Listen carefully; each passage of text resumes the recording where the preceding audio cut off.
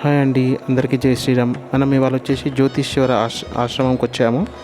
ఈ ఆశ్రమంలో శ్రీ సీతారాముల మందిరం ఉంటుంది. అలాగే మనము ఎంత చక్కగా అలంకరించారో చూడవచ్చు. దాని వెనుకనే ఒక పెద్ద రాగి చెట్టు ఉంటుందండి. ఈ రాగి చెట్టే ఇక్కడ చాలామంది నమ్మకం అన్నమాట. ఆ రాగి చెట్టు తిరిగితే అన్ని జబ్బులు నయమవుతాయని చాలామంది ఈ గుడికి రావడం జరుగుతుంది. అలాగే ఈ గుడిలో శ్రీరామనవమి సందర్భంగా అన్నప్రసాదం కూడా చేస్తున్నారు.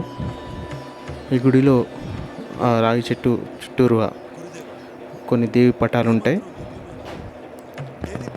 కానీ మీరు ఆ రాగి చెట్టుని అలాగే ఇక్కడ శ్రీ నార్సింగ్ గురు బాబా గారి చిత్రపటాలు కూడా ఉంటాయి. అంతేకాకుండా ఇక్కడ ఎప్పుడు హోమగుండం కూడా ఉంటుందన్నమాట. ఎప్పుడు వెలుగుతూనే ఉంటుంది ఈ హోమగుండం.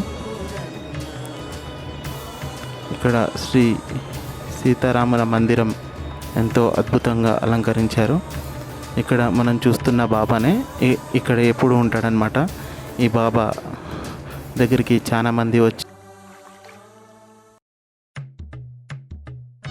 ఈ బాబా గారు ఇక్కడ ఎప్పుడు ఉంటారు, కావాల్సినప్పుడు అందుబాటులోనే ఉంటారు.